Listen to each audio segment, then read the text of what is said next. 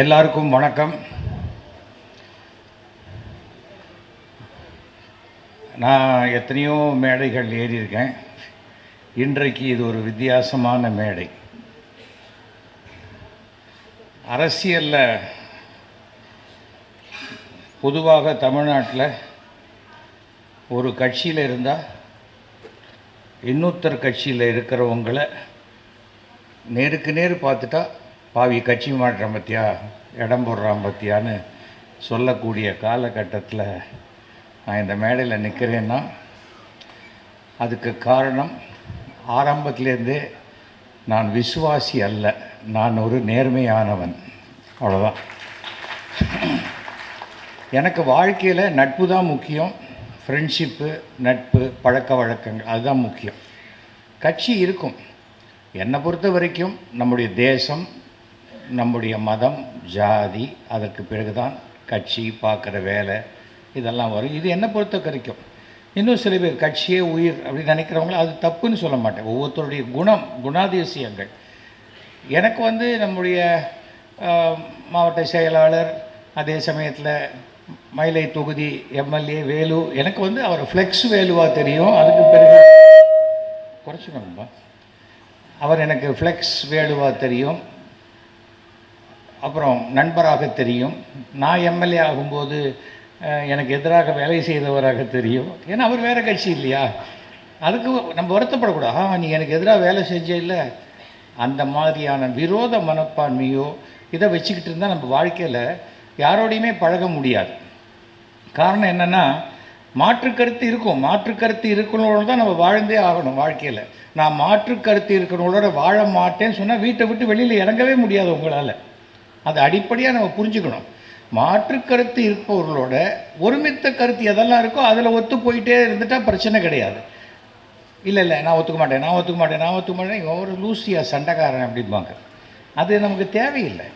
வீட்டுக்குள்ளே மாமியார் மருமகளுக்குள்ள அதை மாற்று கருத்தா எப்போ யாருக்கு விஷம் வைக்கலான்னு அப்படி பார்த்துட்டு இருப்பாங்க. டிவியில் அது மாதிரி வச்சா மாமியார் பாருங்கள் அத்தை பாருங்கப்பா, நான் உனக்கு ஒரு நாள் வைக்கிறேங்கிற மாதிரி. ஆனால் வைக்க மாட்டாங்க. அது சும்மா ஒரு ஆற்றாமை, அது சும்மா ஒரு பயங்காட்டுற விஷயம் அது இருக்கும். எனக்கு வாழ்க்கையில் ஒவ்வொரு முறையும் எனக்கு என் தந்தை சொல்லி கொடுத்தது, உனக்கு யாரோடையாவது மாற்று கருத்து இருக்கும்போது அவங்க உன்னை கூப்பிட்டு பாராட்டுறாங்கன்னா அன்றைக்கி தான் நீ வெற்றி பெற்றாய் என்ற அர்த்தம் அப்படிம்பார். அதுதான் முக்கியம். அதான் வின்னிங் ஓவர் த ஹார்ட்ஸு. நம்ம இடத்த அதை ஜெயிக்கிறோம் இதை ஜெயிக்கிறோங்கல்ல, மனங்களை வென்றவர். நான் இன்னி வரைக்கும் கலைஞர்கிட்ட சீட்டு கிடையாது, கேட்டது கிடையாது. ஆனால் அவர் மனதில் சிம்மாசனம் போட்டு என்னை உட்காந்து வச்சுருக்காரு கலைஞர். அதுதான் பெரிய விஷயம். கலைஞர் வீட்டுக்கு நான் போயிட்டு பேசிட்டு வருவேன். கீழே கத்துவான், டே என்ன நான் பாட்டு கட்சிக்காரன் பார்க்க முடியாத உட்காந்துக்கிறேன், நீ போகிற பொசுக்குன்னு பார்க்குற, உட்கார்ற, 2 மணி நேரம் கழிச்சு வர அப்படிம்பா. எப்போ நான் அவர் வீட்டுக்கு போனாலும் ஒன்று முதல்ல கூப்பிட்டுருவார், இல்லைன்னா கடைசியில் கூப்பிடுவார், நடுவில் கூப்பிட மாட்டார். ஏனென்றால் அதுக்கு உண்டான அந்த டைம் அது கொடுப்பார். ஆனால் மாற்றுக்கருத்து நிறைய இருந்தது. நீங்கள் பார்த்துருப்பீங்க, கலைஞர் யாரையாவது ஒரு வார்த்தை அவர் நேரடியாக அவர் எழுதிட்டார்னா அவன் அரசியலில் உயர்ந்து விட்டான் என்று அர்த்தம். இல்லைன்னா அவர் பதிலே சொல்ல மாட்டார். யார் வேணால் பேசிக்கங்கன்னு விடுவாரே தவிர பேச மாட்டார். இப்போ மேடையில் திண்டுக்கல் லியோனியும் நானும் ரொம்ப நாளாக போராட்டக்காரர்கள்.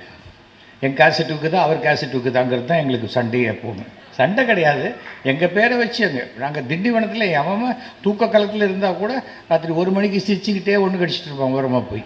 ஏன்னா அவர் போட்டிருப்பார், பழைய கணவனா புது கணவனா, பழைய வீடா புது வீடா அப்படிங்கிற மாதிரி அவர் தலைப்பு பட்டிமன்றம். நம்மளது ட்ராமா எல்லாம் ஆக மொத்தம் எல்லாமே 1 ஹவர். ஸோ அதுலேருந்து எனக்கு என்ன பெருமை என்றால், திண்டுக்கல் லியோனியை முதல்ல அமெரிக்காவுக்கு அழைத்து சென்றவன் நான். அது நான் தான் என்ன சும்மா கூப்பிட்டு போனேன். டிக்கெட்லாம் வேறு ஒருத்தர் தான் போட்டாங்க. அது அமெரிக்காவில் இருக்கக்கூடிய அங்கே தமிழ் மாநாடு, அந்த தமிழ் மாநாட்டில் ஒரு மீட்டிங் தான் பேசினார். அதுக்கு பிறகு அத்தனை மீட்டிங் ஃபிக்ஸ் ஆகிடுச்சு அவருக்கு. ஏனென்றால் அந்த இன்டர்நெட்டு அந்த இன்டர்நெட் ஸோ நீ ஃபிக்ஸ் பண்ணியா, நீ ஃபிக்ஸ் பண்ணி கடைசியில் இவர் சுற்றி கித்தி பார்க்கணுங்கிற கேப்பெல்லாம் பேசும்போதே அப்படியே பார்க்க முடியாயிடுச்சு. ஏன்னா அந்த மாதிரி ஒரு டூர் பண்ணார். அது என்னன்னா முதல்ல வந்து ஒரு அறிமுகம், அதற்கு பிறகு தன் திறமையினால் வளர்ந்தவர் அவர். அதுக்காக வந்து இல்லை அவர் பேசுறது எனக்கு பிடிக்காது, அந்த கருத்தை ஏற்றுக்கலன்னே விட்டுரு, ஃப்ரெண்டாக இருந்துட்டு போ, அவ்வளோதான். நான் இன்றைக்கும் நான் ஃபுல் வெஜிடேரியனோட என்னால் முனியாண்டி விலாஸில் உட்காந்து வெஜிடேரியன் சாப்பிட முடியும். எனக்கு எந்த விதமான எதுவும் கிடையாது. நான் என் தட்டில் இருக்கிறத சாப்பிட போகிறேன், அவங்க தட்டில் இருக்கிறத சாப்பிட போகிறேன். அதில் என்ன இருக்குது? இந்த மனோபாவம் இருந்தால் தான் தமிழ்நாட்டில் இப்போ கொஞ்சம் கொஞ்சமாக அரசியல்லையும் அது மாறிக்கிட்டு வருது. ரகசியமாக சந்திக்கிறதெல்லாம் தாண்டி ஒரு ஃப்ரெண்ட்ஷிப்பாக இருக்கிறதுல தப்பு இல்லை. ஏன்னா எனக்கு என் கொள்கை, உனக்கு உன் கொள்கை அப்படின்னு. எனக்கு கலைஞரை 1980 தெரியும். இங்கே நிறைய பேர் அதுக்கு முன்னாடி அப்புறம் தான் பார்த்துருப்பீங்கன்னு நினைக்கிறேன். 1980 முதல் சினிமா நடிக்கிறதுலேருந்து ராமநாராயணனுக்கு நான் ரொம்ப நெருங்கிய நண்பர். ஸோ ராமநாராயணன் எப்பவும் கலைஞரை கூப்பிட்டு தான் ஃபஸ்ட்டு ப்ரொஜெக்ஷன், ஃபஸ்ட் காப்பின்னு போடுவாங்க. அப்போல்லாம் சில சமயம் டபுள் பாசிட்டிவ் போட்டு காட்டுவாங்க. இவர் கரெக்ஷன் சொல்லுவார், என்ன இப்படி இருக்கக்கூடாது, அப்படி இருக்கலாம் அப்படிம்பார். உடனே அதை கரெக்ட் பண்ணுவார். அப்போது அதோடு இருந்து பார்க்கக்கூடிய பாக்கியம் எனக்கு கிடைச்சிருக்கு. எந்த ஒரு விஷயமா இருந்தாலும் பார்த்த உடனே ஒரு கரெக்ஷன் சொல்லக்கூடிய அளவுக்கு ஒரு நாலேஜ்னா மிக அசாத்தியமான ஒன்று. அரசியலில் மத்திய அரசு, மாநில அரசு, பஞ்சாயத்து அத்தனையிலையும் வெற்றி கொடி நாட்டிய ஒரு மிக பெரும் ராஜதந்திரி என்றால் அது கலைஞர். அதில் மாற்று கருத்தே கிடையாது. சில பேருக்கு பிடிக்கலாம், சில பேருக்கு பிடிக்காமல் இருக்கலாம். அன்றைக்கி என்னுடைய அஸ்ட்ராலஜர் சொல்கிறார், கலைஞர் இறந்து போன போது என்ன சார் இப்படி ஆயிடுச்சு அப்படின்னு. பரவாயில்ல, எப்படி இன்னும் 100 வருஷத்துக்கு மேலே அவரை பற்றி தான் பேசுவாங்க அப்படிங்கிறாங்க. அப்போது அவருக்கு அந்த ராசி அந்த இதற்கு ஒரு தடவை ரஜினிகாந்த் சொன்னார், கலைஞருக்கு கடவுளை பிடிக்குதோ இல்லையோ, கடவுளுக்கு கலைஞரை ரொம்ப பிடிச்சிருக்கு அப்படின்னு சொன்னார். அதுதான் பெரிய விஷயம், பூர்வ ஜென்ம புண்ணியம்னு சொல்லுவாங்க. எனக்கு அந்த ஒரு கலைஞனாக நான் வந்து மிக பெருமை. சினிமா இண்டஸ்ட்ரியில் இன்றைக்கி எவ்வளோ பேர் இருக்கலாம், ஆனால் அவர்களை எல்லாம் விட எனக்கு அதிகமான ஒரு அவர் என் கையை பிடிச்சிட்டு பேசும்போது என் தந்தை என் கையை பிடிச்சி பேசுகிற ஃபீல் இருக்கும். அதில் அந்த உதாரணத்தை சொல்லாதீங்கன்னு ஒருத்தர் சொன்னார். எனக்கு நான் ஃபீல் பண்ணுறதை சொல்ல தான் சொல்லுவேன். இதில் என்ன தப்பு இருக்குது அப்படின்னு. எல்லாவற்றுக்குள்ளேயும் ஒரு ஜாதி, ஒரு இது எல்லாத்தையும் கொண்டு போயிட்டே இருக்க வேண்டியதில்லை. நான் இந்த சுகபிரம்ம மகரிஷி அப்படின்னு ஒரு கடவுளை நான் கும்பிடுவேன். நீங்களே பார்த்துருப்பீங்க, என்னுடைய தொலைக்காட்சி தொடரெல்லாம் வரும். நான் முதல்ல கலைஞரை பார்க்கும்போது இதை கொடுத்தேன். என்னது இது அப்படின்னு கேட்டார். இவர் தான் வியாசருடைய மகன், பிரம்மாவுடைய பேரன். இவர் தான் வெங்கடாஜலபதிக்கு குபேரன்கிட்டேருந்து பணம் கடன் வாங்கி கொடுத்தவர். கிளிமுகத்தோடு இருக்கார். கிளிமுகத்தோடு இருக்கார். இதே மாதிரி முகத்தோடு ஒரு பொண்ணு வந்தால் கல்யாணம் பண்ணிப்பீங்களா நீங்கள் அப்படின்னு கேட்டார். இல்லை, ஒரு பொண்ணு வந்தது, பக்கத்து வீட்டுக்கு வரும்போதே மூக்கு எங்கள் வீட்டில் இடிச்சுது, அதனால் நான் வேறு பொண்ணு பார்த்துட்டேன் நான் அப்படின்னு. ஆனால் அவர் ஒரு விஷயத்தை சொன்னால், எதிராளி ஒன்று சொன்னால் அதை ரசிக்கக்கூடிய ஒரு விஷயம். சட்டசபையில் ஒரு தடவை நான் சொல்கிறேன், சட்டமன்றத்தில் அபிராமபுரத்தில் நிறையா பிளாட்ஃபாரம் கடைகள்லாம் இருக்குது, எடுக்கவே முடியல. நான் அபிராமபுரம் போலீஸ் ஸ்டேஷனில் கூட சொன்னேன், அப்படியும் எடுக்க முடியல. எனக்கு அப்புறம் தான் தெரிஞ்சது அவங்கெல்லாம் பழம்பெரும் காவலர்களாக இருக்காங்க அப்படின்னு சொன்னேன். அசம்பிளியில் ஒரு சிஎம் அப்படி டேபிள் அப்படி தட்ட வேண்டிய அவசியம் இல்லை. ஏனென்றால் நம்ம சொல்லக்கூடிய விஷயத்தை ரசிக்கக்கூடிய ஒருத்தராக இருக்கார். ஒருத்தர் அப்புறம் அன்றைக்கி அசம்பிளிலேருந்து வரும்போது நான் வணக்கம் சொல்லுவேன். ஆனால் நான் இருக்கக்கூடிய இடத்துல இந்த வணக்கம் சொல்கிற வழக்கம்லாம் வச்சுக்கூடாதுங்கிற மாதிரி சொல்லுவாங்க. அதெல்லாம் நான் பண்ண முடியாது. அது வயதில் பெரியவர், முதலமைச்சருக்கு கொடுக்க வேண்டிய மரியாதையை நான் கொடுத்துருவேன். கொள்கை வேறு அப்படின்னு அதெல்லாம் நிறையா டிஃப்ரென்ஸ் ஆஃப் ஒப்பீனியனாக வந்தது. நான் ஒரு இடத்துக்கு போகிறேங்கிறதுனால நான் என் கலரை மாற்றிட்டு போக முடியாது. அதை அவரும் கவனிக்கிறார். அதை அப்புறம் என்னுடைய 3000வது நாடக விழாவுக்கு வந்தார். 3000வது நாடக விழாவுக்கு அதை பேசுகிறார். 3500வது நாடக விழாவுக்கு கலைஞர் மூப்பனார் 1996 வந்தார். பேசுகிறாருன்னா, இவர் ஒரு நாடகம் போட்டிருக்காரு சேகர், அது வந்து தத்துப்பிள்ளைன்னு பேர். ஆனால் அது வந்து ஒரு சமுதாய விஷயங்கள்லாம் வச்ச ஒரு தத்துவ பிள்ளையாக நான் பார்க்குறேன். இது வந்து எனக்கு ரொம்ப பிடிச்சிருக்கு. இந்த நாடகம்ல எல்லா நாடகத்துலேயும் அவர் பல செய்திகளை சேகரித்து சொல்கிறனால தான் அவரை சேகர்னு கூப்பிட்றாங்கன்னு நினைக்கிறேன். அதாவது ஒரு விஷயங்களை பார்க்கும்போது நான் அப்போ அந்த சாவணி ரிலீஸ் பண்ணுறேன். இந்த புக்கு ரிலீஸ் பண்ணி ஒரு 15 நிமிஷம் கழித்து கலைஞர் பேசுகிறார். அதுக்கு முன்னாடி அவர் சொல்லும்போது சொல்கிறாரு, இந்த குழுவோட பேரை பார்த்தா கூட நாடக பிரியான்னு வச்சுருக்காங்க. இப்போல்லாம் நாடகத்தை ஃப்ரீயாக கொடுத்தா தான் வருவாங்கங்கிறதுக்காக இப்படி வச்சுருக்காங்க போல இருக்குது. இல்லை ஃப்ரீயாக கொடுக்குற நிலைமை ஆயிடுச்சாங்கிற ஆதங்கத்தில் வச்சாரா தெரியல அப்படின்னு. அதாவது ஒரு வார்த்தையை எப்படி தமிழ் என்றால் அதுக்கு கலைஞர்னு இன்னொரு பெயர் தான், இல்லை மாற்று கருத்து கிடையாது. ஒரு தடவை நானே ஃப்ரெண்ட்ஸ் எல்லாம் போயிருந்தோம். அவரை பார்க்கும்போது, நேற்றுக்கு ஏதோ நூல் வெளியிட்டீங்களாமே அப்படின்னு என்னை கேட்டார். நான் தான் டெய்லி நூல் வெளியிட்டுருக்கேன் அப்படின்னு. அதுதான் எனக்கு தெரிஞ்ச விஷயமாச்சே, நீங்கள் தான் ஊர் அறிஞ்சவராச்சே அப்படின்னார் அவர். அப்போ தான் எந்த ஊர் நீங்கள் அப்படின்னார். தஞ்சாவூர். அதான் காவேரி, இப்படி தான் பேசுவோம் அப்படின்னார்.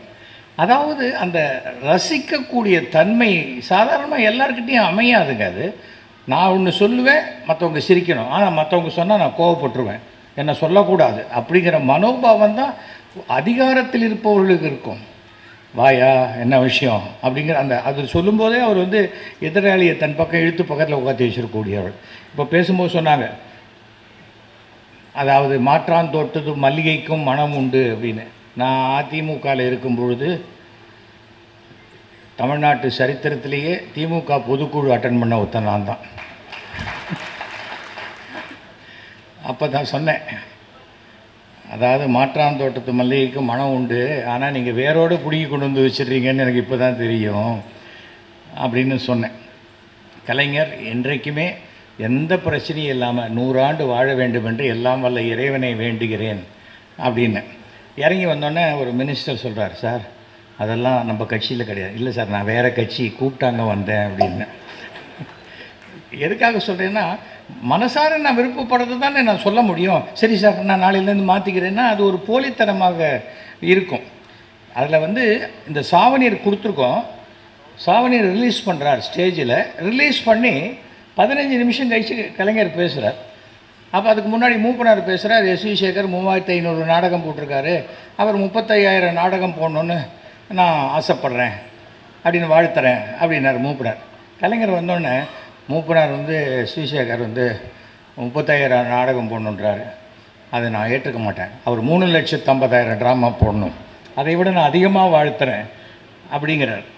அப்போ சொல்லும்போது சொல்கிறார், எஸ்.வி. சேகர் கேள்வி பதில் போட்டிருக்காங்க, அதில் எனக்கு ரொம்ப பிடிச்ச 2 கேள்வி பதில்.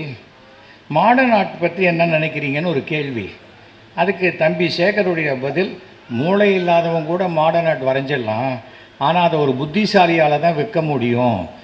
இது எனக்கு ரொம்ப பிடிச்ச பதில் அப்படின்னார். அதுக்கு அடுத்தது சொல்கிறார், உலகிலேயே நீங்கள் நேசிக்கும் 3வது பெண் யார்? 1 அம்மா, 2 மனைவி. அதுக்கு தம்பி சேகரின் பதில், ஒரு அம்மா 2 மனைவி, இதை கூட்டினாலே 3 வருகிறது. இது இல்லை. அதுக்கப்புறம் கலைஞர் சொன்ன வார்த்தை தான், இது எனக்கு மிகவும் மகிழ்வை தந்த பதில் அப்படின்னார்.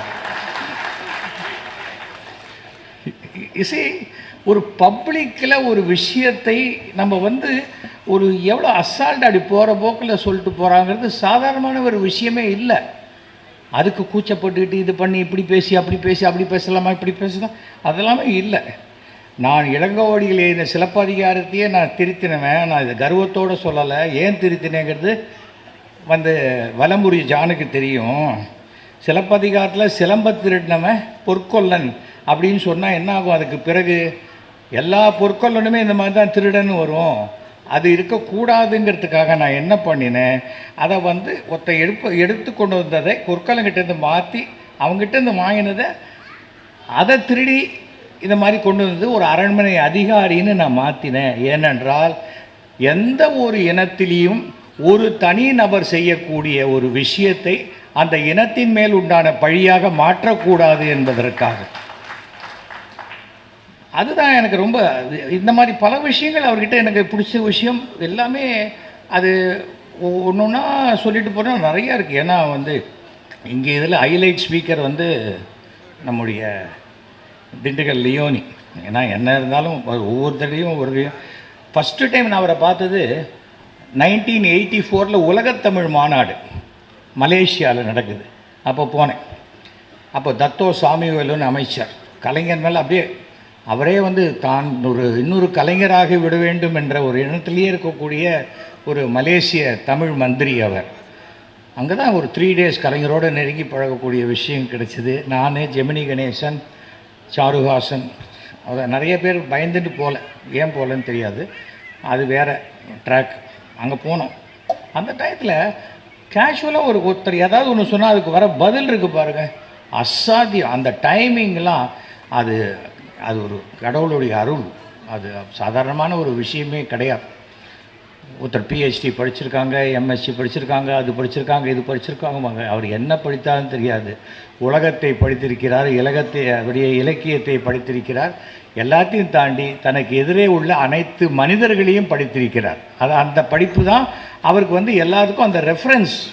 அது ரொம்ப ரொம்ப ஆச்சரியமான ஒரு ஒரு விஷயம். 1989 நான் சுயேட்சையாக நிற்கிறேன் மயிலாப்பூரில். அப்போது என்னுடைய நண்பர் ராமநாராயணன் இதில் காரைக்குடியில் திமுகவில் நிற்கிறார். அப்புறம் ராமநாதபுரத்தில் வந்து ராஜேந்திரன், அவரும் DMK நிற்கிறார். நான் இங்கே வந்து மாங்கோலையில் ஓட்டு கேட்டுட்டு எல்லாத்துலேயும் பேசிவிட்டு மயிலாப்பூரில் 2 நாள் நடுவில் போயிட்டு அங்கே போய் பேசிட்டு வந்தேன். அதுக்குள்ளே குமுதத்தில் போட்டாங்க SV சேகர் வந்து ஸ்லீப்பர் செல்லுன்னு. ஸ்லீப்பர் செல்கிற வார்த்தை எத்தனை வருஷம் முன்னாடி நம்மளால் வந்திருக்கு பாருங்கள். வந்து அப்போ மாங்கொல்லையில் தான் கடைசி இன்னையோட பிரச்சாரம் முடியுது. நாளைக்கு 5 மணினா இன்றைக்கி தான் மீட்டிங் போட முடியும். அன்றைக்கி நான் மாங்கொல்லையில் மீட்டிங் ஃபிக்ஸ் பண்ணியிருக்கேன். அப்போ சில பேர் வந்து கேட்டாங்க, சார் வந்து நாளைக்கு DMKக்காக ராதிகா பேசுகிறாங்க, அதனால் உங்களை விட்டு கொடுக்க சொல்கிறாங்க. யார் விட்டு கொடுக்க சொன்னது? இல்லை நாங்கள் தான் கேட்குறோம். இல்லை, நான் சுயேட்சையாக நிற்கிறேன், நான் பேசிட்டு வந்துட்டேன், நான் விட்டு கொடுக்க மாட்டேன். அதை கலைஞர்கிட்ட போய் சொல்கிறாங்க. சொன்னால் எப்படியா அவரை போய் விட்டு கொடுன்னு கேட்குறேன். அந்த சுயேட்சையாக நிற்கிறேன்றாரு, எந்த இதுலேயும் நிற்காமல் ஒரு தைரியமாக நிற்கிறாரு. அவர்கிட்ட போய் நீ எதுக்காக கேட்குறீங்க, நீங்கள் கேட்டது தப்புன்னு சொன்னவர் அவர். அதுக்கப்புறம் என்னை பார்த்து ராமநாராயணன் ஜெயித்த போது அவர் அந்த அக்கேஷனில் பார்க்கும்போது, காரைக்குடியில் ரொம்ப சிறப்பாக பேசுனீங்க, ஆனால் நீங்கள் பேசின 3/4 மணி நேரத்தில் ஒரு இடத்துல கூட திமுக உதயசூரியன் சொல்லாதையே பேசிட்டு போயிட்டீங்க பார்த்தீங்களா அப்படின்னாரு. இல்லை சார், நான் வந்து ராமநாராயணன் அப்படிங்கிறது அங்கே தெரிஞ்ச பேர். அதை தாண்டி நான் கட்சி சின்னம் மாற்றி சொல்லிகிட்டு இருந்தேன். நான் நிஜமாகவே நான் பானை சின்னத்தில் நிற்கிறேன். அங்கே நான் இங்கே வந்து இப்படிலாம் பேசிகிட்டு இருக்கேன்னா என் மேலே ஒரு அவநம்பிக்கையை கொடுத்துருவேன். நான் ஒரு நட்புக்காக வந்தேன். அந்த திமுகவில் ராமநாதபுரம் ராஜேந்திரன் அந்த குடும்பமே கட்சிக்காக உழைத்து அதை இறந்து போனவர்கள். அந்த குடும்பத்தில் ஒரு பைசா சம்பாதிக்கலை. அந்த மாதிரி ஒரு நல்ல ஃபேமிலி, சரியான நபர்கள். ஒவ்வொரு முறையும் அதுக்கு பிறகு அந்த ராஜேந்திரன் இறந்து போன பிறகு அவருடைய மனைவி பவானி ராஜேந்திரனுக்கு சீட் கொடுத்தாங்க. ஸோ எதுக்காக இதை சொல்கிறேன்னா, கட்சியில் இருக்கிறவங்க என்னை கவனிக்கலையே வேண்டாம். சரியானபடி உழைத்து கொண்டே இருந்தால் நீங்கள் கவனிக்கப்படுவீர்கள். கவனிக்கப்படும் போது உங்களுக்கு உண்டான இடம் கண்டிப்பாக வந்து சேரும். அதை நம்ம புரிஞ்சுக்கணும். அது அந்த ஒரே ஒரு விஷயந்தான். அதற்கு பிறகு நான் சுகர் படம் கொடுத்தேன். சுகர் படம் கொடுக்கும்போது சொன்னேன், இந்த சுகர் படம் கொடுத்ததுக்கு நீங்கள் காலையில் வந்து அந்த டெஃப் அண்ட் டம்ப் ஸ்கூலில் வந்து ஒரு பிளாக் அண்ட் ஒயிட் டிவி கொடுத்தீங்க இல்லையா, அதுதான் சிறந்ததுன்னு. கண்டிப்பாக சார், கண்டிப்பாக அது சிறந்தது தான். ஆனால் இது நீங்கள் நல்லா இருக்கணுங்கிறதுக்காக கொடுக்குறேன். உடனே எனக்கு இந்த நம்பிக்கைலாம் கிடையாது, நான் வாங்கிக்க மாட்டேன் சொல்லவே இல்லை. வாங்கி வைத்து கொண்டார். ஏனென்றால் நேராக பார்க்கும்போது எந்த எதிராளி மனசும் புண்படக்கூடாது என்பதில் 100%. எனக்கு அதெல்லாம் தான் பிடிச்சிது கொஞ்சம் கொஞ்சமாக. ஏன்னா அவர் ஏன் எனக்கு வேணாம்ப்பா, எனக்கு நம்பிக்கை இல்லைன்னு சொல்லிட்டா நம்ம என்ன பண்ண முடியும்? யாராவது இருக்கட்டுமே, ஒரு புக்கு கொடுக்குறேன், எனக்கு எதுக்குப்பா புக்கெல்லாம், எனக்கு வேணாம்ப்பா அப்படின்னா என்ன பண்ணுவீங்க? அங்கேயே போட்டு வருவோமா? பண்ண முடியாதுல்ல. அதே போல் இது ஒன்று ஒரு பெரிய ஒரு விஷயம். 3500வது நாடக விழாக்க நான் எப்படி தெரியுமா டேட்டு வாங்கினேன்? கலைஞரை போய்த்து ஃபிக்ஸ் பண்ணணும்னு டிசைட் பண்ணிட்டோம். கலைஞர் எப்படி பார்க்குறது, என்ன பார்க்குறது அப்படின்னோன்னு என் ஃப்ரெண்டு சொன்னான், காலத்தில் 5 மணிக்கு போ, அறிவாலயத்தில் வாக்கிங் போயிட்டுருப்பார் அப்படின்னு. நான் கரெக்டாக ஒரு 5:15 மணிக்கு போயிட்டேன். பார்க்கிங் போகும்போது பாதி அப்போ தான் முடிச்சுட்டு வர ரெண்டு தடவை முடிச்சு வர சார் வணக்கம் சார், என்னப்பா இங்கே காலங்காத்தால அப்படின்னார். இல்லை என் ட்ராமாவுக்கு நீங்கள் சீஃப் கெஸ்ட்டாக வரணும், இப்படியே கூட்டு போயிடுவியா இல்லை எப்படி அப்படின்னு கேட்டார் காலத்தில் 5:30 மணிக்கு. இல்லை சார், ஒரு முதலமைச்சரை நாம் எவ்வளோ சுலபமாக பார்க்க முடியுங்கிறதுக்கு நீங்கள் ஒரு உதாரணம் சார் அப்படின்னேன். உடனே சண்முகநாதனை கூப்பிட்டு அவருக்கு ஒரு டேட்டு கொடுத்துருப்பா இதெல்லாம் 5 நிமிஷத்தில் நடக்குது. இப்போ ஒரு சின்ன ஒருத்தர்கிட்ட போய் ஒரு குட்டி நடிகன்கிட்ட ஒரு டேட்டு வாங்கணுன்னா கூட நீங்கள் மேனேஜரை பார்த்துருங்க, அவருக்கு மேனேஜர் இருக்கிறது அவருக்கே தெரியுமா தெரியாதான்னு நமக்கு தெரியாது. ஆனால் சண்முகநாதன் என்பவர் ஒரு மிகச்சிறந்த அந்த மாதிரி ஒரு நிர்வாகியை நான் என் லைஃப்பில் பார்த்ததே கிடையாது. நான் சமீபத்தில் அவர் ரிட்டையர்ட் ஆகி வீட்டில் இருக்கும்போது நான் அவரை பார்த்து அவருக்கு ஒரு நமஸ்காரம் பண்ணிட்டு வந்தேன். 80 வயசு நெருங்கக்கூடிய இடத்துல இருந்தது. நம்மை விட வயதில் பெரியவர்கள் யாராக இருந்தாலும் அவர்களுக்கு நம்ம மரியாதையை நமஸ்காரம் செய்வது எந்த தப்பு, அப்படி தான் நான் வளர்க்கப்பட்டிருக்கேன். அவர் யார் என்ன பொசிஷனில் இருப்பார், ஒரு பதவிக்காக காலில் விழுவதெல்லாம் நமக்கு கிடையாது, அது உங்களுக்கே தெரியும். அந்த மாதிரி இருக்கும்போது டேட் கொடுத்துட்டு திருப்பி ஒரு 1 ஹவரில் திரும்பி சண்முகம் இல்லை சிஎம் வந்து இதுக்கு போகிறார், தலைவர் டெல்லிக்கு போக வேண்டிய வேலை இருக்குது, அதனால் இன்னொரு டேட்டு உங்களுக்கு ஓகேயா சார், நீங்கள் என்ன டேட்டு கொடுத்தாலும் அவர் கொடுக்குற டேட் தான் ஃபங்க்ஷன் அப்படின்னு. உடனே ஒரு 2 ஆல்டர்னேட் டேட் கொடுத்து இந்த 2 டேட்டில் ஒரு டேட்டை வச்சுக்கோங்க. ஏனென்றால் அடிப்படையாக நாடகத்திலேருந்து வந்ததுனால இன்னொரு நாடகக்காரனுடைய கஷ்டம் தெரியும். என்ன பார்க்கும்போது சொல்லுவார், நீ நாடகக்காரன் தானே நீங்கள் அப்படிம்பார். அது ஒரு பெருமையாக சொல்லுவார். இன்றைக்கி 100 ஆண்டு விழா ஆயிடுச்சு.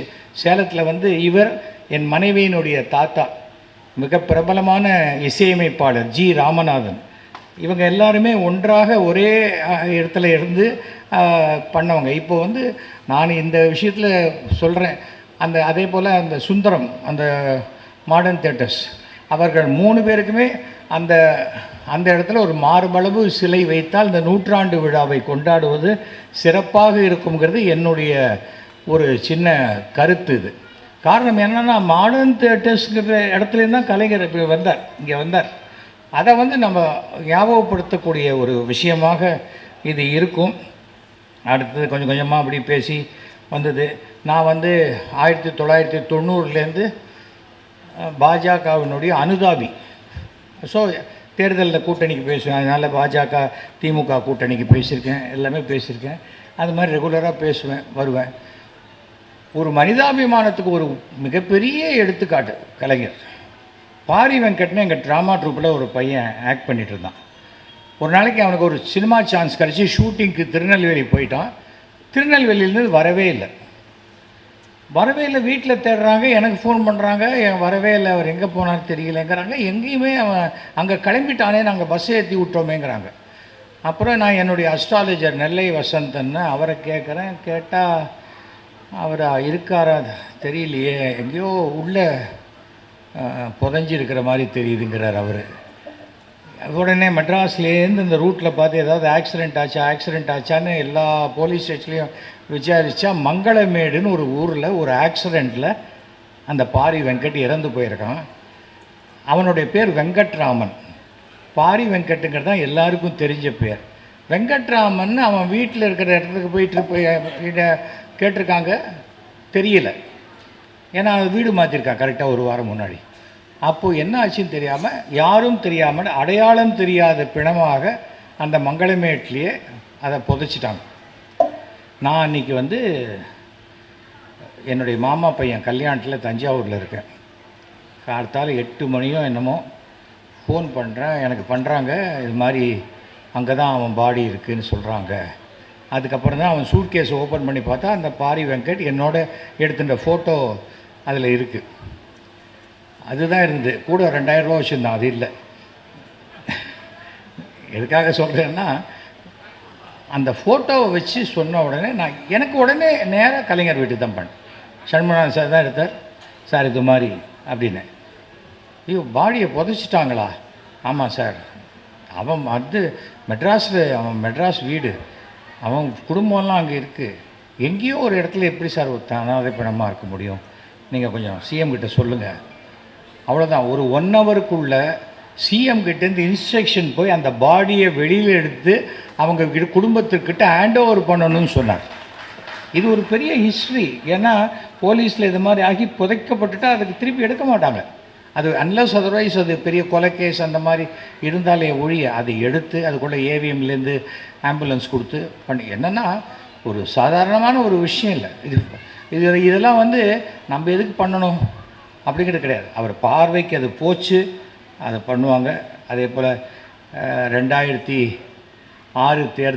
தேர்தலில் நான் மயிலாப்பூரில் நிற்கிறேன். அப்போது என்னுடைய அருமை நண்பர் சினிமா நடிகர் நெப்போலியன் நானும் மயிலாப்பூரில் நிற்பேன்னு சொல்லும்போது கலைஞர் அவர்கிட்ட சொல்லியிருக்கார், அவன் மண்ணின் மைந்தனியா, நீ எதுக்கு அங்கே போய் நிற்கிற விடு அப்படின்ட்டு இருக்கார். இல்லை தலைவரை நான் ஜெயிச்சிருவேன் இருக்கார். கடைசியில் ரிசல்ட்டு மாறி போச்சுன்னு வச்சுக்கோங்க. அப்போவே சொன்னார், அவன் 58வது வருஷத்துலேருந்து மயிலாப்பூரில் இருக்கிற ஒருத்தன் நீ எப்படி அங்கே போய் நின்ன? ஏன்னா நெப்போலியன் தமிழ்நாட்டிலேயே மிகப்பெரிய தொகுதியில் வில்லிவாக்கம் தொகுதியில் ஜெயித்தவர் நெப்போலியன். சாதாரணமான ஒரு வில்லிவாக்கம்லாம் இப்போ 2-3 தொகுதிக்கு ஈக்குவலான இடம் அது. அந்த இடத்துல இருந்தது. ஏன்னா கலைஞர் அங்கே ரூமில் தான் இருக்கார். அவருக்கு என்ன தெரியும்னு நினைக்கிறவங்களுக்கு உட்கார்ந்த இடத்துலேருந்து எல்லாவற்றையும் கணிக்கக்கூடியவர் கலைஞருங்கிறதுக்காக இந்த விஷயத்தை சொல்கிறேன். ஏன்னா எல்லாமே நான் சம்பந்தப்பட்ட விஷயம், நான் பேசின விஷயம், அதெல்லாம் தான் நான் சொல்ல முடியும். ஏன்னா ஒவ்வொரு தடவையும் நான் அவர்கிட்ட பேசும்போது பார்க்கும்போது அவ்வளோ பிரமிப்பு இருக்கும். அது வந்து திருப்பியும் நான் அதே போல் இது எதுக்காகனா அந்த குடும்பம், கலைஞர் குடும்பத்தில் அத்தனை பேருமே என் சகோதரர்கள் மாதிரி. அது அழகிரி, ஸ்டாலின், தமிழரசு, கனிமொழி, செல்வி எல்லாரையுமே எனக்கு வந்து 1980களிலேருந்து பழக்கம். ஆனால் நான் அதை வச்சு எந்த ஆதாயமும் தேடிக்கணும்னு நான் நினச்சதே கிடையாது. நான் எம்எல்ஏவாக இருந்த 5 வருஷத்தில் ஒரு மினிஸ்டர் ரூமுக்குள்ளே போய் ஒரு சீட்டு கொடுத்து இதை செஞ்சு கொடுங்கன்னு கேட்டதே கிடையாது. ஏனென்றால் எனக்கு அது அவசியம் இல்லைன்னு நினைக்கிறேன். அந்த மாதிரி நம்ம இருந்திருக்கோம். வேலு அவர்கள் இன்றைக்கி சொன்னார்னா அது என்ன ஒருத்தனை எல்லாத்தையும் எவ்வளோ மறைச்சி வாழ முடியும்? வாழவே முடியாது. அதற்காக சொல்கிறேன். அந்த அசம்பிளியில் கூட நான் அவரை பார்த்தோன்னே வணக்கம் சொல்லுவேன். அவர் அதை திருப்பி ரெசிப்ரிகேட் பண்ணுவார் அந்த இடத்துலேருந்து. அவர் ரெசிப்ரிகேட் பண்ணாட்டா என்ன தெரிய போகுது? அவர் சிஎம் போகிறாரு, நமக்கு எப்படி தெரியும்? அதே போல் அவர் கிளம்பும்போது வணக்கம் சார் அப்படின்னாக்கா அப்படியே டக்குன்னு அப்படி கூப்பிட்டு என்ன எப்படி இருக்கீங்க அப்படிப்பார். அந்த மாதிரி அவர் எனக்கு தெரிந்த வரைக்கும் கலைஞர் தனக்கு எதிரிகளே இருக்கக்கூடாதுன்னு நினைப்பார். எதிரியாக இருந்தால் கூப்பிட்டு வச்சு ஃபஸ்ட்டு நண்பனாக்கிடுவார். அது இல்லை அப்படின்னா தான் அப்புறம் அது அவருடைய நேச்சர். அது சாதாரணமான ஒரு விஷயம். ஒவ்வொருத்தருக்கும் ப்ளஸ்ஸு மைனஸ் இல்லாதவங்க உலகத்தில் யாருங்க? என்ன கேளுங்க இன்னொரு இடத்துல, ஐயா அவனை மாதிரி திமிரு பிடிச்சவன் கிடையாது தான் சொல்லுவாங்க. என்னோட பழகினவங்க சொல்லுங்க, சார் தங்கமான ஆள், அவரை முறைசாத வரைக்கும் அவன் ரொம்ப நல்லவன் அப்படிம்பாங்க. எல்லோரும் அப்படி தானே, அதில் என்ன இருக்குது? அந்த மாதிரியான விஷயம். அந்த 5600வது நாடக விழா, அந்த நாடக விழாவில் மாண்புமிகு தமிழக முதல்வர் கலைஞர், துணை முதல்வர், இன்றைய முதல்வர் ஸ்டாலின் 2 பேருமே கலந்துக்கிட்டது எனக்கு பெரிய பெருமை. அந்த விழாலையும் அவர் வந்து பிரமாதமான ஒரு விஷயத்தை அவங்க பேச சொல்கிறேன். எஸ்வி சேகர்கிட்ட எனக்கு ஒரு வருத்தம் உண்டு. என்ன இருந்தாலும் எங்களுடைய முன்னாள் உறுப்பினர் அவரை தோக்கடித்தது எனக்கு ரொம்ப வருத்தம். அது அவர் நெடுஞ்செழியனை நான் வெற்றி கொண்டதை அவ்வளோ நாசுக்காக அவர் சொல்கிறார். அது அந்த மாதிரி ஒரு சில விஷயத்தை சொல்லும்போது என்ன சொல்கிறார் அப்படின்னு யோசிக்க தோணக்கூடிய அளவுக்கு தான் சொல்லுவார். படாருன்னு போய் இது எனக்கு தெரியுமா அப்படிங்கிற மாதிரிலாம் சொன்னதே கிடையாது. அந்த ட்ராமாவில் அப்படி சொன்னார். அப்போ தான் எனக்கு சொன்னார், எஸ்வி சேகர் நல்ல தமிழ் நாடகங்கள் போடுகிறார் என்பதுக்கு எனக்கு ரொம்ப மகிழ்ச்சி அப்படின்னார். அதுக்கு அடுத்த வருஷம் என் பொண்ணுக்கு டாக்டர் சீட்டு வாங்கிறதுக்காக மார்க்கு கொஞ்சம் குறைச்சலாக தான் வாங்கியிருந்தா. அப்போ அவர் ஆலியூர் ரோட்டில் இருந்தார். நான் போனேன். அப்போது சாப்பிட்டுட்ருக்கார். வாங்க சாப்பிட்றீங்களாண்ணே? இல்லை சார் நீங்கள் சாப்பிடுங்க, சாப்பிட்டோன்னே பேசுகிறேன்னு. என்ன விஷயம்னா, என் பொண்ணுக்கு ஒரு டாக்டர் சீட்டு வேணும். மார்க்கு பார்த்தார், ரொம்ப குறைச்சலாக இருக்கே அப்படின்னு. அதனால தான் நான் உங்ககிட்ட வந்தேன், இல்லாட்டா நான் காலேஜ்லேயே வாங்கிக்க மாட்டேன்னா அப்படின்னு. இந்த வாய் தாங்க உங்களுக்கு அப்படின்னார். சொல்லிவிட்டு, சார் மெடிக்கல் இல்லாட்டா கூட பரவாயில்ல சார், அட்லீஸ்ட் வெட்டினரி டாக்டர் ஏதாவது கொடுங்க அப்படின்னேன். ஏன் வெட்டினரின்னு? ஆடு மாடு தானே, பலின்னு நினச்சிக்கலாம், மனுஷனுக்கு பதிலாக அப்படின்னேன். அப்புறம் இல்லை அவர் ஒன்றும் சொல்லலை. சார் நீங்கள் வேணால் தமிழறிஞர் கோட்டாவில் கொடுங்களேன் அப்படி. தமிழறிஞர் கோட்டாவா? யாருக்கு? உங்களுக்கா? அப்படிங்கிற அவருக்கே சிரிப்பு வருது. நான் சொன்னேன், இல்லை நீங்கள் தான் போன சாவணியில் எனக்கு எழுதி கொடுத்துருக்கீங்க, இவர் வந்து போடுவது சிறந்த தமிழ் நாடகம்னு இருக்கீங்க, அப்போ நீங்கள் தானே எழுதி கொடுத்துருக்கீங்கன்னு. சில சமயம் நான் தெரியாதனமாக அப்படி எழுதிடுவேன் அப்படின்றார். அப்போ கூட நான் சொன்னேன், உங்கள் மேலே நான் கோச்சிக்க மாட்டேன், நான் வந்து உங்கள் கட்சி உறுப்பினர் கிடையாது, கட்சி தொண்டன் கிடையாது, ஒரு முதலமைச்சரை நம்ம பார்க்க முடியுமா, அது பார்த்துட்டோம், நீங்கள் உண்டு இல்லைன்னு சொல்லிட்டீங்க, அதனால் நான் கோவப்படவே மாட்டேன். ஏனென்றால் அவன் குறைச்சலாம் மார்க் வாங்கியிருக்கான். ஆனால் அஸ்ட்ராலஜர் சொன்னார் இவர் டாக்டர் ஆகிடுவான்னு. அப்படின்னா அவர் எப்படி ஆவார் அப்படின்னார், தெரியல. கடைசியில் பார்த்தா என்னுடைய டாக்டர் வந்து டாக்டரேட் இன் டைப் 2 டயபிட்டிஸ் ஆகி டாக்டரேட் வாங்கி ஒரு டாக்டர் அனுராதா சேகரா இன்றைக்கி அமெரிக்காவில் செட்டில் ஆகியிருக்காங்க. எதற்காக சொல்கிறேன், ஒன்று நடக்கணும் என்றால் அது கண்டிப்பாக நடக்கும். அதுபோல் ஒவ்வொரு விஷயங்களும் அவர்கிட்ட அவர் கூர்ந்து கவனிப்பார். சாதாரணமாக பேசுகிற மாதிரி தான் இருக்கும், பேசிகிட்டே 4 பேர்கிட்ட பேசுவார், டக்குன்னு ஒருத்தர்கிட்ட பதில் சொல்லுவார். அந்த மாதிரியான ஒரு விஷயங்கள் கிடைக்கவே கிடைக்காது. அந்த சமயத்தில் தான் அந்த 5600வது நாடக விழாவில் நம்முடைய இன்றைய முதல்வர் அவரும் அதில் பேசுகிறார். அதில் சொல்கிறாரு, நாடகத்தில் மட்டும் இல்லை, நேரில் பார்க்குற நேரத்தை கூட அவர் நம்மளெல்லாம் சிரிக்க மகிழ்ச்சி அடையக்கூடிய பேசுவார். ஆனால் எந்த கட்சியும் சேராத ஒரு அடையாளத்தை இன்றைக்கி காட்டிக்கிட்டு இருந்தாலும் அவர் உள்ளத்தில் தலைவர் கலைஞர் அவர்கள்தான் தனக்கு தலைவர் என்ற நிலையிலேயே அவர் இருந்து கொண்டிருப்பது எனக்கு ரொம்ப சந்தோஷமாக இருக்குது அப்படின்னார். என்னை கட்சியை விட்டு எடுத்தாங்க. என்ன காரணத்துக்கு எடுத்தாங்கன்னா, நான் அன்றைக்கி நானும் அனிதா ராதாகிருஷ்ணனும் திமுகவில் போய் சேருவோன்னு. அனிதா ராதாகிருஷ்ணன் சேர்ந்தார், நான் சேரலை. ஏனென்றால் எனக்கு டக்குன்னு ஒரு கட்சி மாறி போகிறது எனக்கு விருப்பம் இல்லை. அதுக்கு பதிலாக எந்த கட்சி, எப்போ நான் மயிலாப்பூரில் நான் எம்எல்ஏ இல்லை, எனக்கு மயிலாப்பூரில் வேலை ஆகணுந்தோ எம்எல்ஏ இருக்கார் வேலு, அதுக்கப்புறம் என்ன வேணும், அவ்வளோதான். எம்பி இருக்காங்க தமிழச்சி, அவ்வளோதான். அதுதான் எல்லா இடத்துலையும் நானே இருக்கணுங்கிற அவசியம் எனக்கு கிடையாது. அதை வந்து நன்றாக புரிந்து கொண்டதுனால அவர் பேசினார். அப்படிப்பட்ட ஒவ்வொரு விஷயத்தையும் பார்த்திங்கன்னா அவரை பற்றி நான் சொல்லிகிட்டே போகலாம், எவ்வளோ விஷயங்கள் அப்படி இருக்கக்கூடிய விஷயங்கள். ஆனால் அவர் என்னை பாராட்டினதில் வந்து ஹையஸ்ட்டு வந்து அந்த ஒரே ஒரு இதுதான், அந்த 5600வது நாடக விழா அன்றைக்கி வந்து சாயங்காலம் 6 மணிக்கு ஆரம்பிக்கணும். அப்போ கொஞ்சம் ஹெல்த் அவருக்கு கொஞ்சம் இதுவாகிடுச்சு. அவர் சொன்னார், அதை பார்ப்பா, என்னால் 3 மணி நேரம்லாம் உட்காரது ரொம்ப கஷ்டம் அப்படின்னார்.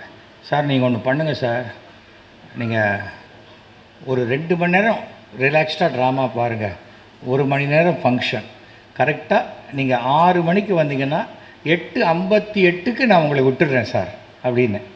அன்றைக்கு மிகப்பெரிய ஒரு அரசியல் கடுமையான ஒரு சூழ்நிலை.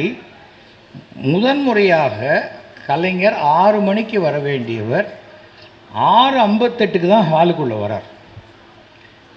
வந்த உடனே, என்னப்பா நான் லேட்டாக வந்துட்டேனேப்பா அப்படின்றார்.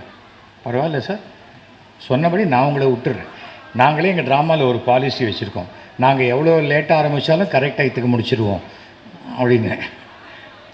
எப்படி அப்படின்னார். உட்காருங்க என்ன, உட்கார சொல்லிட்டு அப்படி கை காமிச்சேன். ட்ராமா ஆரம்பிச்சது. அந்த 2 மணி நேர நாடகத்தை அப்படியே பேசிகிட்டே இருக்கும்போது 1 மணி நேர ட்ராமாவாக சுருக்கி ட்ராமாவை முடிச்சிட்டேன். கரெக்டாக 7:58க்கு முடிச்சிட்டேன். அவர் மேடைக்கு வந்துட்டார், வந்து பேசுகிறார். முதல்ல மிகப்பெரிய திருவள்ளுவர் சிலையை அமெரிக்காவில் நிறுவுவதற்கு என்னுடைய மேடையை தான், இந்த மேடையில் தான் அவர் ரிலீஸ் பண்ணி விட்டார் ஃபஸ்ட்டு டைம். அது அமெரிக்காவில் நியூயார்க்கில் அவ்வளோ பெரிய வள்ளுவர் சிலை, இங்கேருந்து அவ்வளோ ஹைட் இருக்கும். வள்ளுவர் அந்த கன்னியாகுமரியில் இருக்கிற அதே மாதிரியான வள்ளுவர். அது வந்து சாதாரணமான ஒரு விஷயம் இல்லை. எனக்கு வந்து சட்டமன்ற வாஞ்சிநாதன் ஒரு டைட்டில் கொடுத்தார் கலைஞர். இது நான் வாங்கின எத்தனையோ பட்டங்களை விட மிகப்பெரிய பட்டமாக நினைக்கிறேன். வாஞ்சிநாதன் அவர்களுக்கு ஒரு மணிமண்டபம் கட்டணும்னு சொல்லி பண்ணிவிட்டு, அது காமராஜர் காலத்தில் கடைசியில் அந்த அடிக்கல்ல மாத்திரம் துணி துவைக்கிற கல்லாம் மாற்றி போட்டாங்க. அதை பாட்டுக்கு தென்காசியில் இருக்குது. ஒரு தடவை குமரி ஆனந்தன் பார்க்கும்போது சொன்னார்.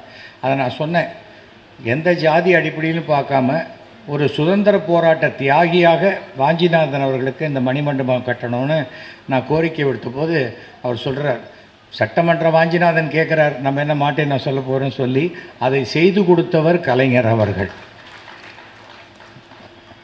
ஏன்னா யார் என்ன கேட்குற அது கரெக்டான விஷயமா இருந்தது தான் உடனே உண்டுன்னா உண்டு, இல்லைன்னா இல்லை.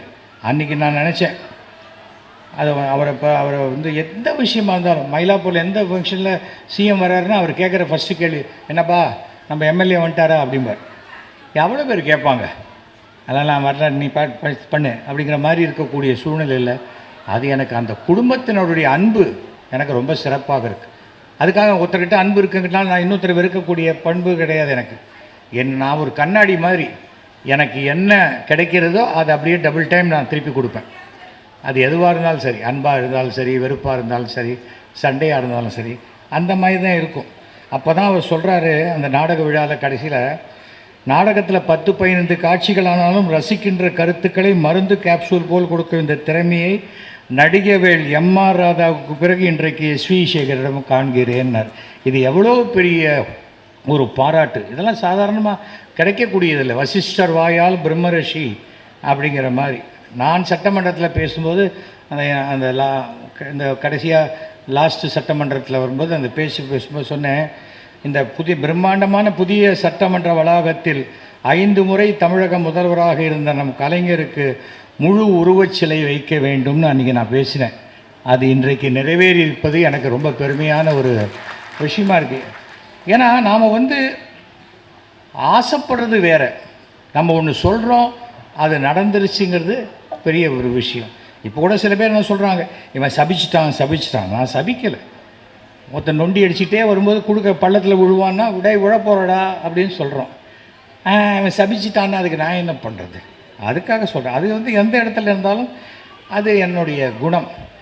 நான் இது ஒரு நான் வேலு அவர்கிட்டே சொன்னேன், இந்த கலைஞர் நூற்றாண்டு விழா ஃபங்க்ஷன் நடக்கும்போது எனக்கு ஏதாவது நான் ஒரு நாள் திடீர்னு நானே உங்கள் மேடையில் வந்து பேசிட போகிறேன் பாருங்கள் அப்படின்னு. அதெல்லாம் வேணான்னு, நான் கூப்பிட்றேன் உங்களை கரெக்டாக வாங்க அப்படின்னு சார். ஏன்னா வேலு போன்றவர்களுக்கு கூட நாம் ஒருத்தரை அழைக்கிறது அவங்களுக்கு ஏதாவது தர்மசங்கடம் ஆகிடக்கூடாதுன்னு நினைக்கக்கூடிய நல்ல மனம் கொண்டவர் தான் வேலு போன்றவர்கள். எனக்கு வந்து ஸ்டாலின் அவர்கள் நல்ல நண்பர்னு சொல்லிக்கிறது எனக்கு பெருமை.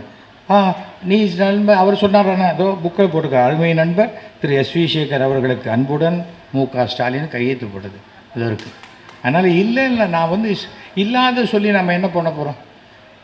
நான் ஃபோட்டோவை பெருசாக மாட்டி டேக்ஸ் கட்ட மாட்டேன்னு சொல்ல போகிறேன்னா அதெல்லாம் ஒன்றும் கிடையாது. என்னை பொறுத்த வரைக்கும் ஒழுங்காக நாம் சட்டத்தை மதித்து நிறுத்தால் சட்டம் நமக்கு பாதுகாப்பு கொடுக்கும். அந்த நம்பிக்கை எனக்கு இருக்கிறது. அந்த கலைஞர்கிட்ட கற்றுக்க வேண்டியதுங்கிறது பார்த்தா அவர் புக்கை படித்தாலும் சரி, அவருடைய பேச்சுக்களை பார்த்தாலும் சரி, கற்றுக்கிட்டே இருக்கலாம் லைஃப்பில். ஒருத்தன் எப்படி தைரியத்துடன், துணிச்சலுடன், தன்னம்பிக்கையுடன் எதிரிகளை எதிர்கொள்வது எப்படிங்கிறது கலைஞர்கிட்ட கற்றுக்க வேண்டிய ஒரு முக்கியமான ஒரு விஷயம். ஒரு கலைஞனாக இன்றைக்கி இந்தியாவிலேயே மிகப்பெரிய கலைஞர்னால் அவர் ஒருத்தர் தான், வேறு யாருமே கிடையாது. அப்படிப்பட்ட கலைஞரை பற்றி பேசக்கூடிய வாய்ப்பு எனக்கு கிடைச்சது.